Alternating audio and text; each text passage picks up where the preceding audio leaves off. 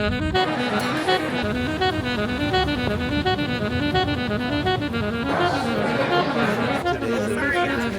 in general, yeah, no. What's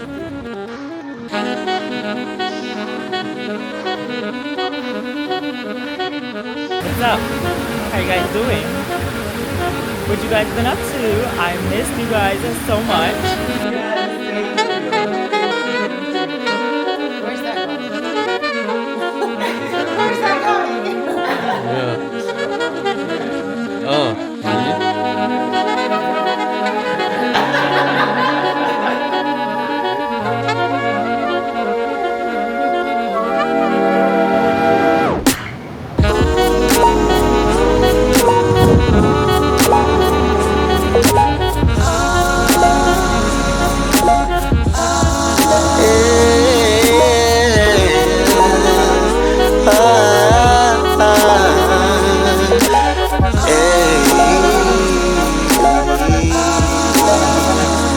No, yeah, my love, yeah. Oh, yeah.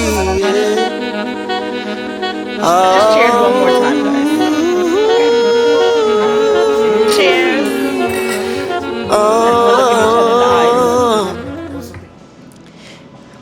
Hey guys, welcome back to my channel. If it's your first time here, my name is Jamelia Kabibi, and my channel is all about fashion, beauty, and lifestyle. So for those of you that have been following for quite some time, I know you're probably wondering, what has she been up to? What's been going on? Where has she been?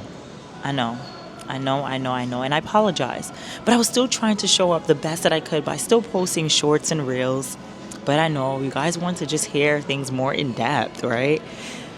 Whew. Let's just say 2025, things got real. It got real. So I'm going to first start off by stating that I left New York City. I was only in New York City for 10 months before God told me that I had to move. I moved to Dallas, Texas. And at first I was just like, what, Texas?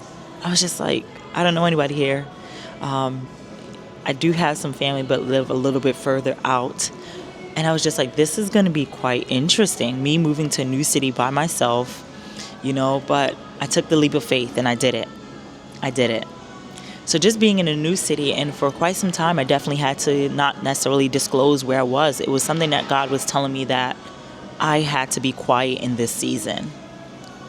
And that's very difficult for me sometimes because I feel like I'm an open book. I'm not afraid of sharing things with myself, but coming to understand and seeing the way that people are, not everyone has the best interest for you.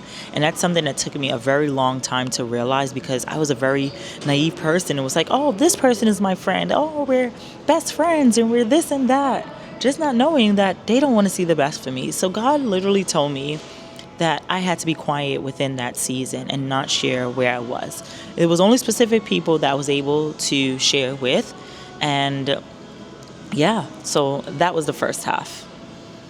So a month into me being here, my dad got really sick. And for those of you that know me, you know that I am a daddy's girl. So I went away. I went to a women's retreat, and right after the women's retreat, I flew from New York back to Texas, and then I flew to Florida.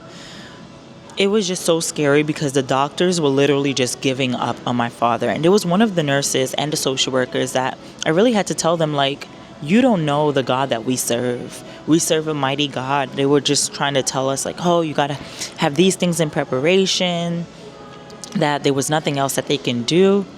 But I just kept on praying. Although there was moments, of course, that I won't necessarily say I had doubt. It was just more of like a fear. Like, I'm like, oh no, why is my dad going through this? More of those type of things. But I never was doubting that he was going to be healed and redeemed.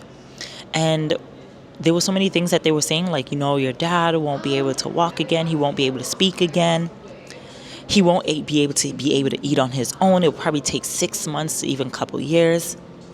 And by the grace of God, I have witnessed my dad moving with more strength. I have been able to witness my dad saying words. I have been able to witness to see my dad eating again by mouth. So yes, I did not allow their words to dictate what it was that God was doing in his life. So, guys, I would say that did, in the beginning, took a toll because we had to speak to doctors, nurses, rehab centers, ensuring that he gets the best, rehab facility. Then having to change his insurance because the insurance was was declining specific homes that we wanted to get him in to get the better assistance. It was just so much, guys, and I'm just like, whew. I felt like a fish that had a tank half full and couldn't breathe. And I was just gasping, gasping, gasping for air. But God was like, don't worry. And the more and more that I continue to just surrender it and put it into God's hands is the less ease that I felt.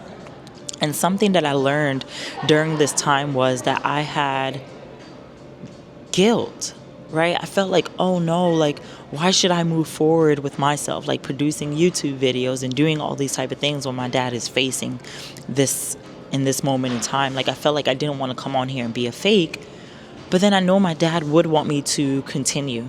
He would want me to continue doing things that I love despite the circumstance. And just, of course, I'm there to support him.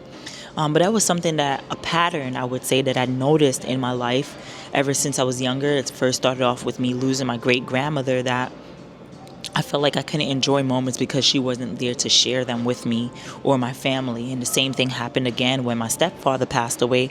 I felt guilty and I stopped, doing certain things on social media. My business kind of went downhill, and well, actually, my business continued to grow. Because that was honestly where I found my peace. So I'm not going to say my business went downhill, but YouTube, I went downhill. And then when my grandmother passed away, I did the same thing. So I noticed it was like an ongoing pattern, and I'm like, I have to continue moving forward, upward and onward, despite the heaviness that I'm facing. So that was something that I definitely learned during this time. And by the grace of God, I will say that my dad is doing much better. So thank you all that continue to reach out and support me and just be there to be a shoulder to lean on or ear to hear me out. But I'm just feeling so much better, guys. Whew, yes, 2025 was a year. But even within this period and this season that I was in, I realized that I suffered from perfectionism. And it was something that I dealt with ever since I was young.